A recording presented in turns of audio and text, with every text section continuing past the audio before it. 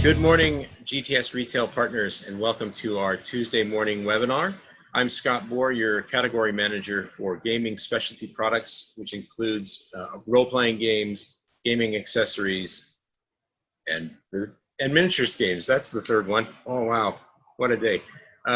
So today we're going to be talking with Tomas Harenstam from Free League Publishing.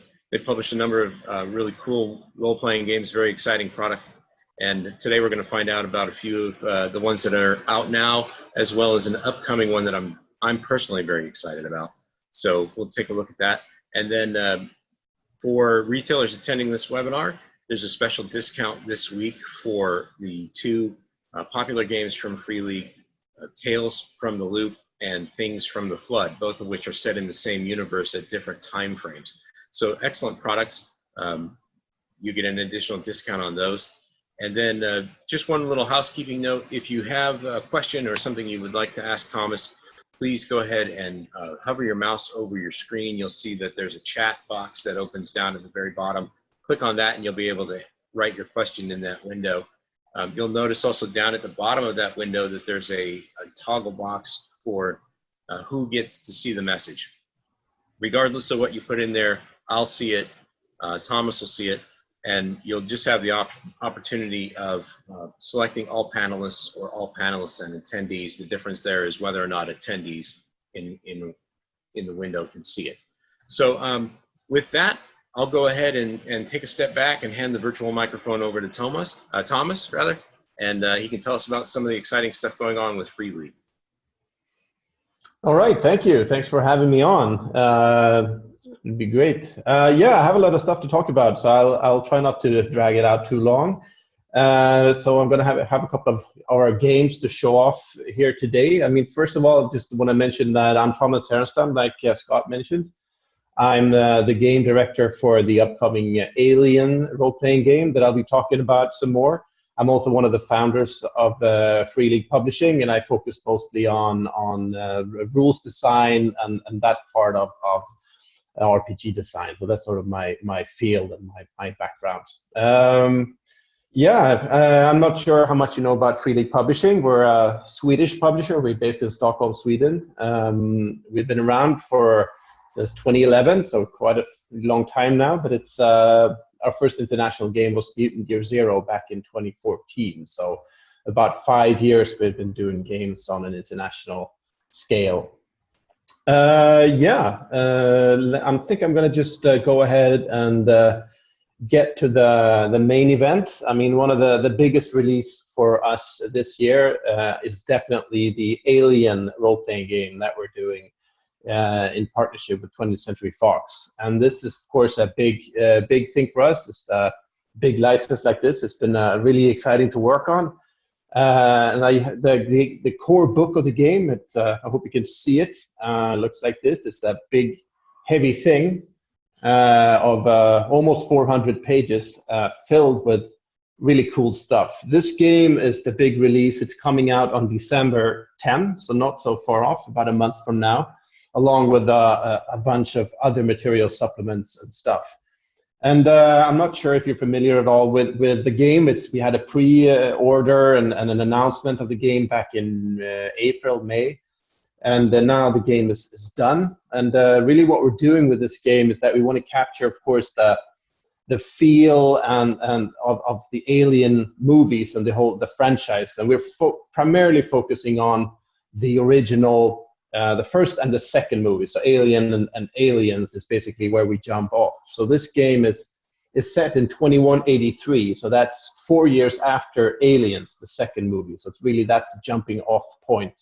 The destruction of the colony Hadley's Hope that you might be aware of.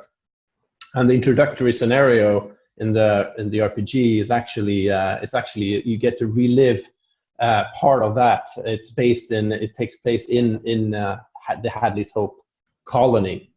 I should mention there are like two main game modes in this game. One is called Cinematic. That's made for like one-shots with pre-generated characters. And it's really designed to get that intense, very fast and game experience in a single session or just a few sessions where you really get that feel of being inside an alien movie. You play pre-generated characters, and you're not all expected to make it out alive. So it's a pretty brutal game. But it's really captured that feel. And it also has a way to play where the players have secret agendas. So you don't really know if you can trust the other players 100%. And these agendas develop during the course of the scenario, which is a way to sort of get that kind of Burke or hidden traitor feeling into the mix as well. So that's one way to play this game. And a complete such a cinematic scenario is published alongside the core book.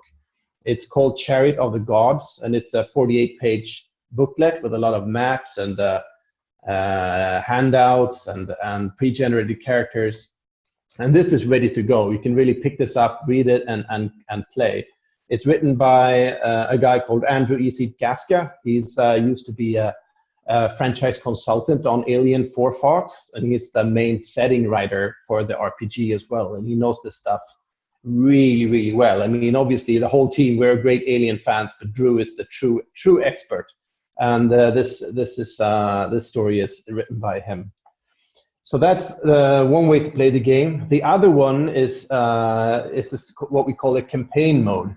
Because one thing we really wanted to do with the RPG is not just to sort of relive the Alien movie. That's really cool and definitely has its role. But we also want to give players the opportunity to explore the Alien universe, because there's more there than you might think if you're mainly familiar with just the movies. I mean, there's an expanded universe with a lot of stuff. Not just Weyland-Yutani, there are other corporations, there are governments, and there's a lot going on in this universe. And what we've really done in this game is compile a lot of that information and present it in a format that you really can dig into. So you have a huge star map that actually comes in a separate it's a separate thing. I'm just going to cover the entire screen here, I think, because it's pretty big.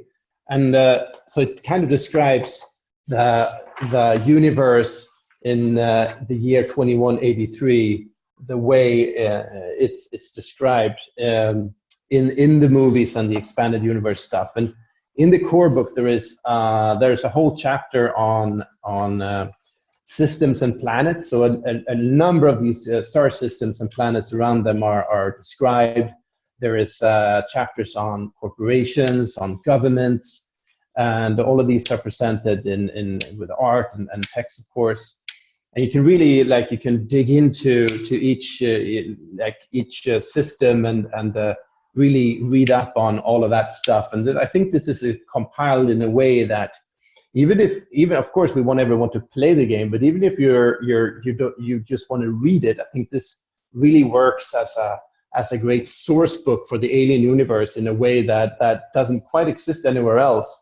So I think it's a cool thing just to sort of dig into, role player or not. Of course, we're all role players, so we want people to play the game, but still, it does serve that sort of added purpose. Yeah, I guess that's that for the core book. We have a number of additional supplements. There is a big, pretty GM screen that would sort of with all useful tables and stuff on the inside. There are custom dice.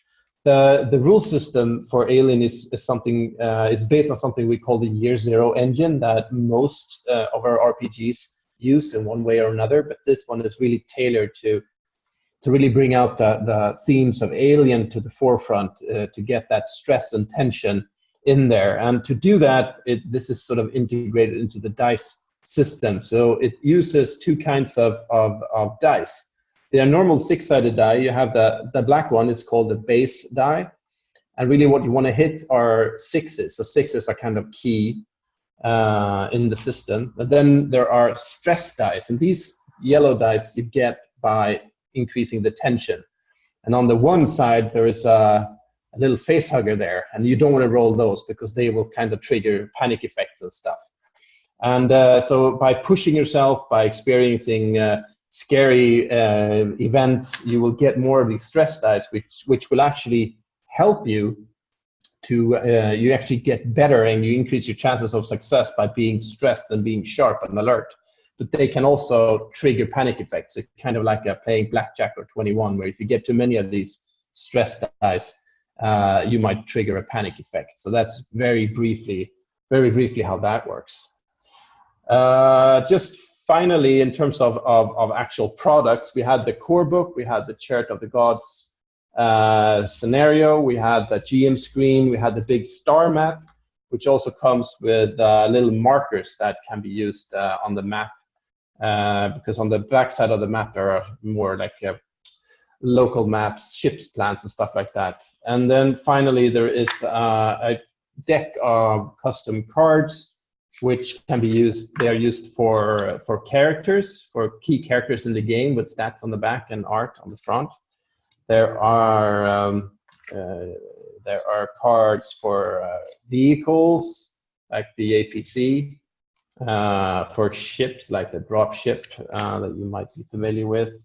There are cards for different types of weapons, like the pulse rifle. And then there are initiative cards, and these are used to determine initiative in combat in the game.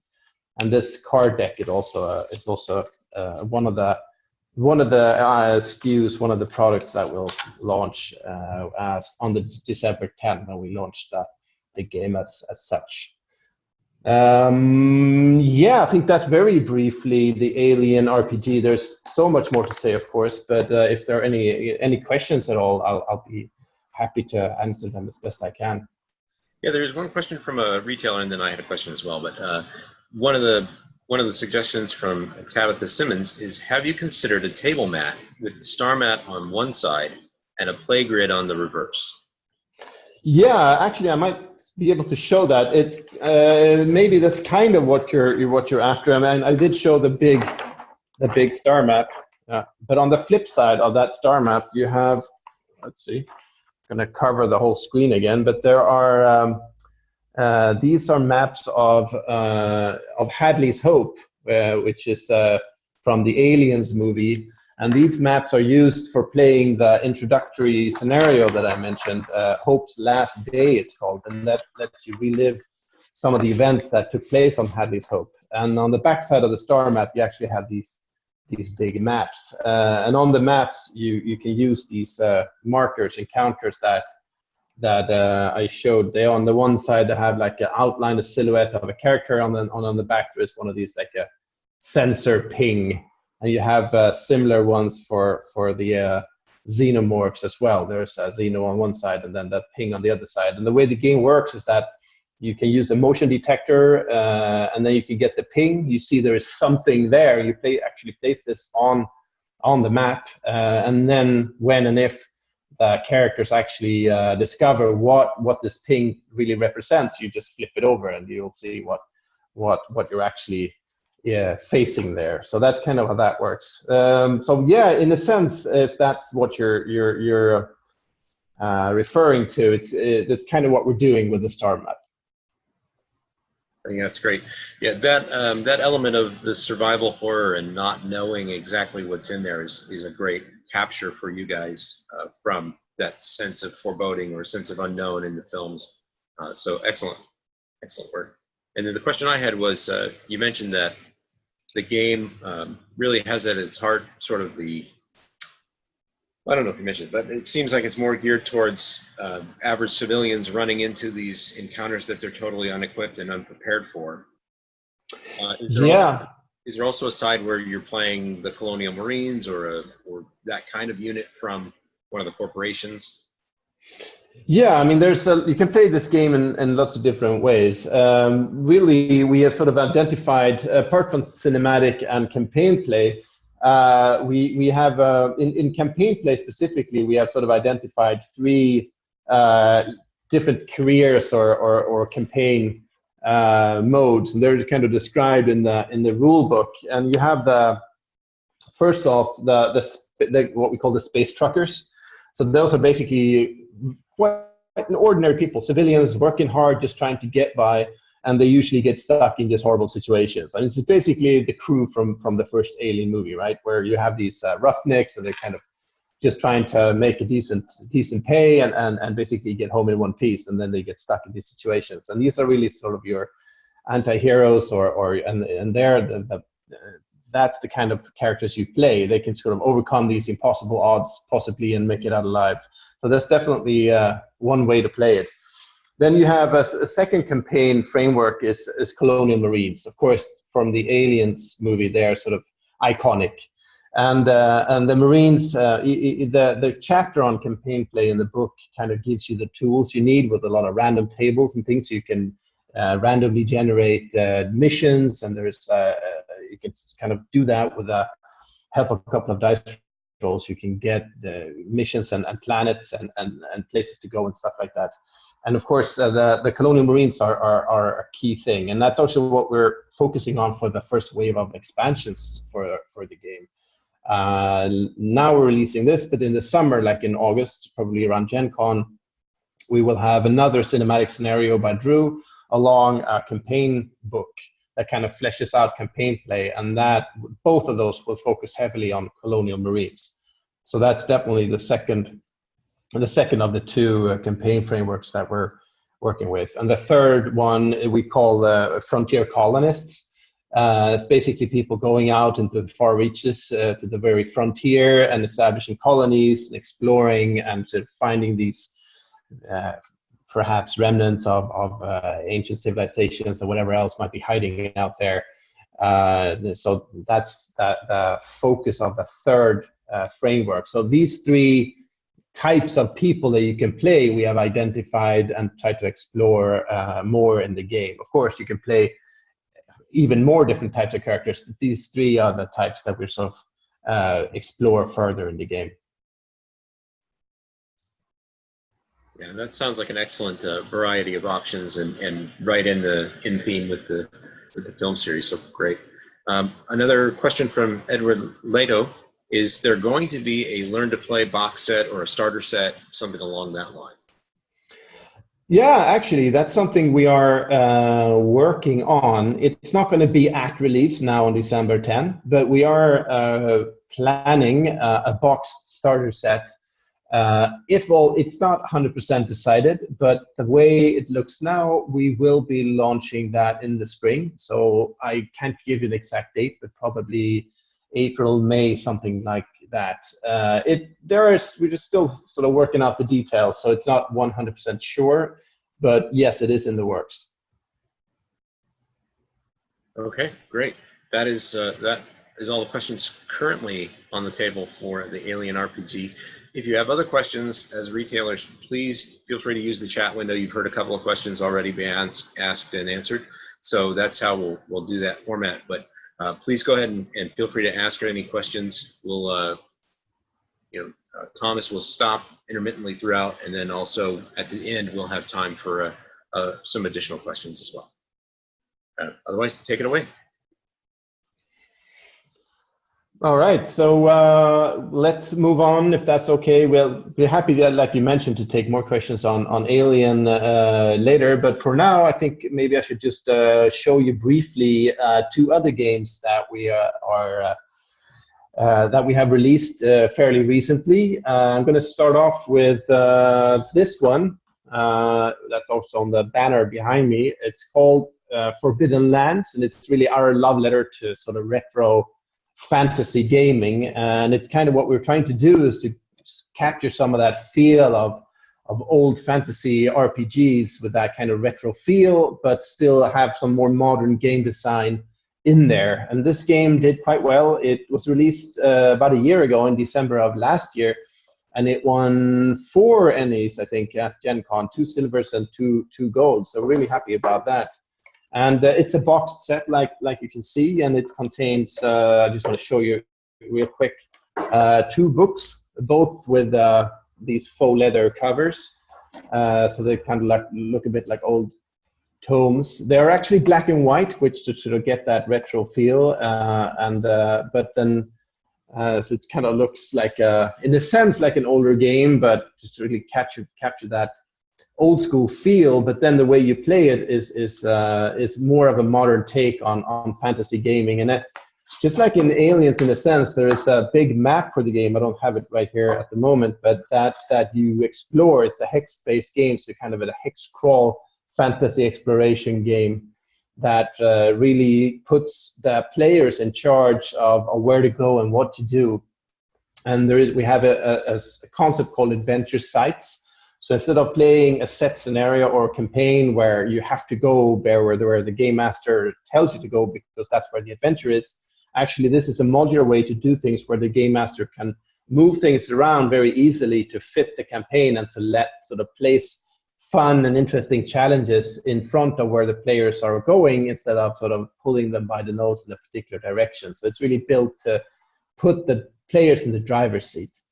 So that's one game that we released about a year ago, and along with a campaign book called Raven's Purge. That's also out, and there is a set of pretty cool custom dice with skulls and stuff and swords on it that go along, and it uses the same core game rules engine as Aliens, although it's tweaked in a different direction. I mean, for Forbidden Lands, the rules are more about sword fighting and magic and exploration and stuff, compared to Alien, where the focus is on tension and horror. So we kind of tweak them in different directions, but they both use the same kind of core. Yeah, that's one game that I wanted to mention. We're also working on further expansions for that one. We had a crowdfunding campaign for the first big expansion a while back. It's called The Bitter Reach. It's a kind of a wintry scenario, and that's going to be released for retail early next year. So I'll have more information on that in a month or two. But let's go to yet another game, and those are the games that Scott mentioned at the outset, the one with the discount. These two, they're kind of sibling games. The first one, the one that's probably got the most attention so far, that's the one. It's called Tales from the Loop. And it's actually based on a universe created by an illustrator and writer called Simon Stollenhag, who's made a bit of a splash all over the world with his art primarily, but he created this alternate 1980s world with sort of kids, very lifelike normal situation, but it kind of intermeshes that with these amazing technological things like the robots and hovering like ships, and so this kind of fantastical elements mixed with the very mundane and everyday stuff. It's sort of the key thing, and this game actually it came out. Which was a happy coincidence because Simon started doing his work quite a long way before Stranger Things came around. But this game kind of coincided with Stranger Things, the first season, which I think kind of helped it, because that whole thing, that kids on bikes thing, really, this is really what this game is about, and it took off. So this also won a bunch of Emmys in 2017, so 2 years ago. And it's probably our best-selling game to date. I think this is the 4th or 5th printing. I'm not quite sure, and it's been doing quite well. It's and you can play it in your hometown. There's 2 settings included. One is the one that Simon describes himself. This is actually the some islands in a big lake outside of Stockholm. So it's kind of suburban Stockholm, but we also have a secondary setting which is based in the US. This is Boulder City, Nevada. So you can play, and these are just examples, because this game you can actually set anywhere you live. You can create these adventures and play them in your hometown, which kind of really makes it grounded and connects to things that you know, but then mixed with these supernatural elements, and that's really that kind of divide is really key to this game. And the core book contains a whole campaign, 4 complete scenarios, so it's very easy to pick up and play game. It's been doing really well with a lot of online stuff like YouTube channels and Twitch and so on, have been playing this game quite a bit. And also the Tales from the Loop it's going to come as a TV series on Amazon Prime in the spring. I don't have the exact date for that yet, but that's coming along, and hopefully, of course, we hope that that TV show is gonna increase interest in the game even more. So we have big plans for Tales from the Loop going forward. We're also planning a starter set, a box set for that as well in the spring. So that's going to be really interesting to see.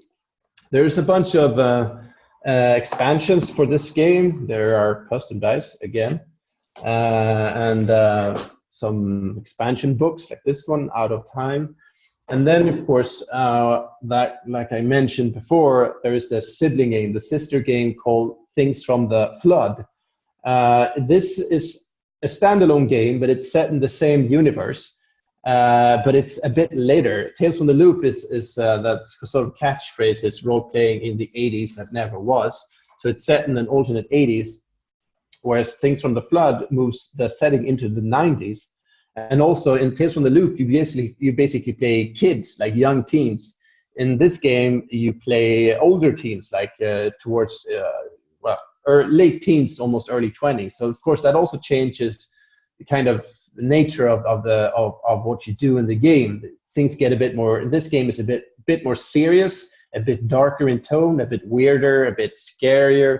The tone is different, but the world is of course the same. And just like Tales from the Loop, Things from the Flood also contains 4 scenarios in the core book. So it's also very, very pick up and play friendly. And this was released only now in June.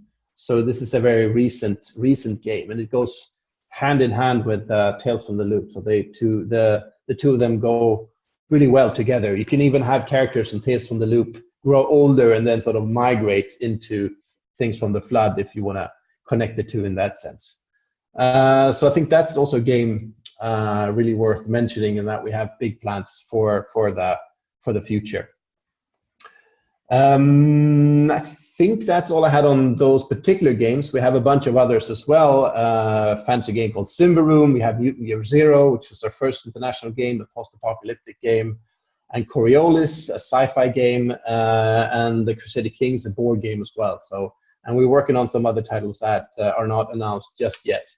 But I think these 3, Alien at the forefront, but these 3 are probably enough to cover in this session. Excellent. All right. So from my understanding, Forbidden Lands is a little more sandboxy. I guess you could almost say collaborative. It sounds like it's the goals of the players factor in, and the GM kind of guides them through what happens as they're developing. Is that? Yeah, I think that's right. It really puts the players, gives them the power to go where they want and do what they want, and that kind of there is a lot of. That game also works really well. There's lots of random encounters, and you can sort of play it. I've even heard reports. It wasn't designed for that. I actually saw reports of someone playing it solo, which is kind of interesting. You can actually sort of generate things as you go along. But then it's not just a bunch of random tables, because in a book like this one, The Raven's Purge, it has a big backstory and an epic campaign focused on completing a crown, which is missing 3 magical gemstones that you sort of have to connect and find. And there's lots of key players involved in this. So there is definitely also room for big plots, epic stories. But the way it's you don't have to follow a linear path to do it, because this book is more, it has a lot of stories and legends and locations and characters, but the way you actually use them in the game is very modular. So you can sort of fit your campaign to fit your group and your play style a lot. And that's something we believe in for all of our games very much, is that we want to sort of not tell people exactly how to play, but give them tools to create their own amazing stories with the help of the tools that we give them. So that's, briefly how Forbidden Lands works, or the philosophy behind it. Yeah, that's always...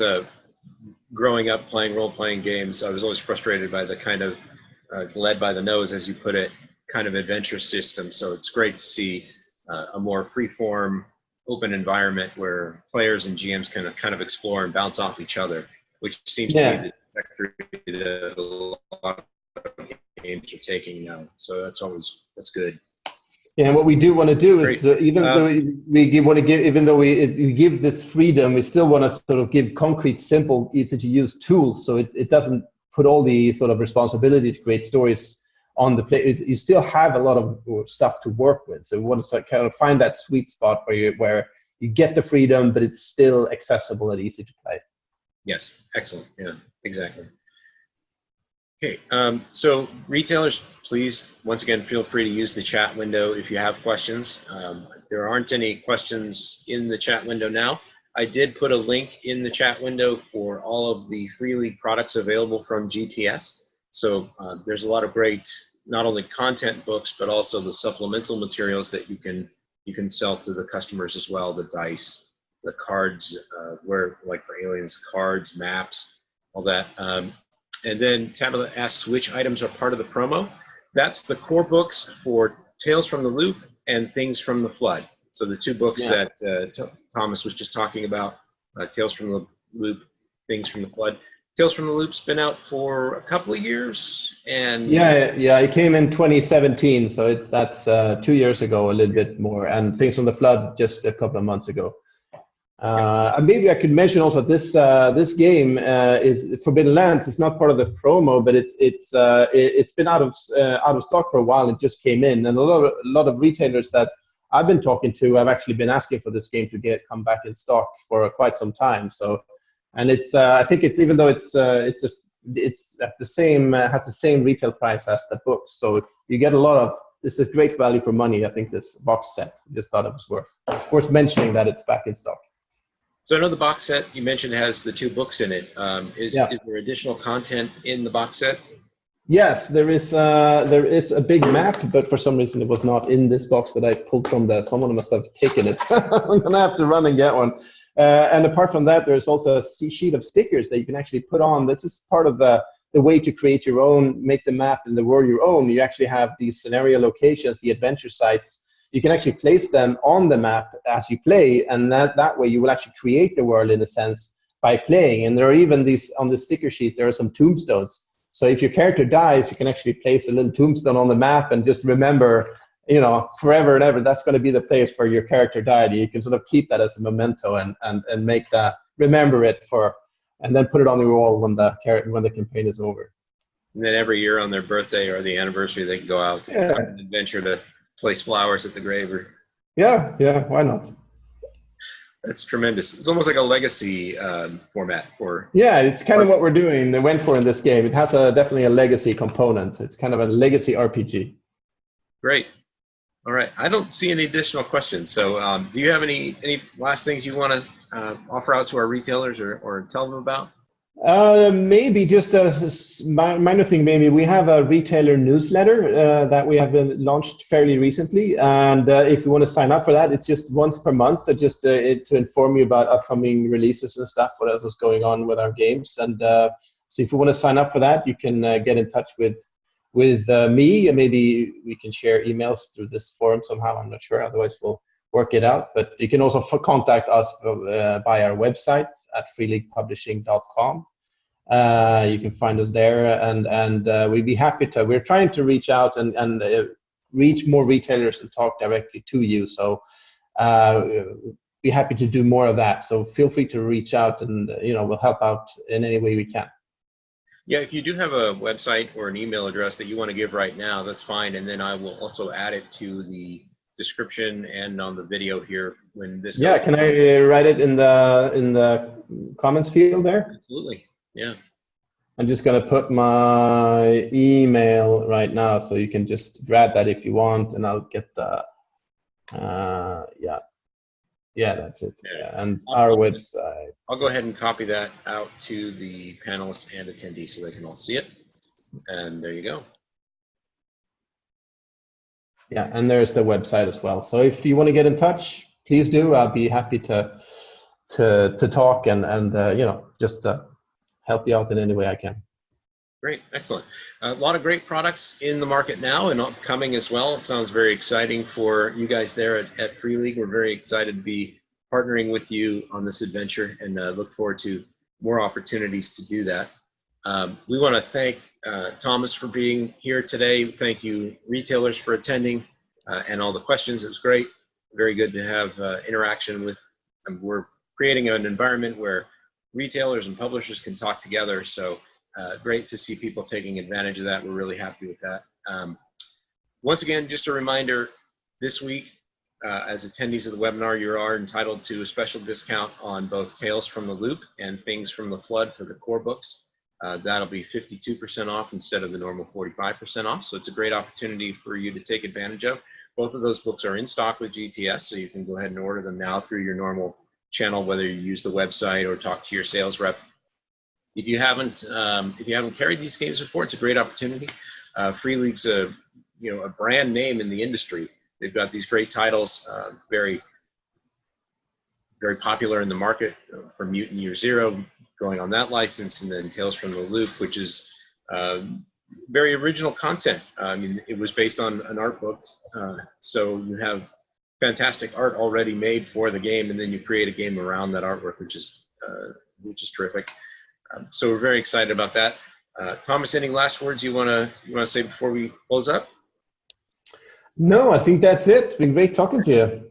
Excellent, great. We'll have to do this again with your next release when you're ready. Happy. Absolutely. All right, great. Have a great week, retailers. Have a great week, Thomas. Thank you for being on, and we'll see you again next time. Yep. Great. Thank you. Bye. Bye.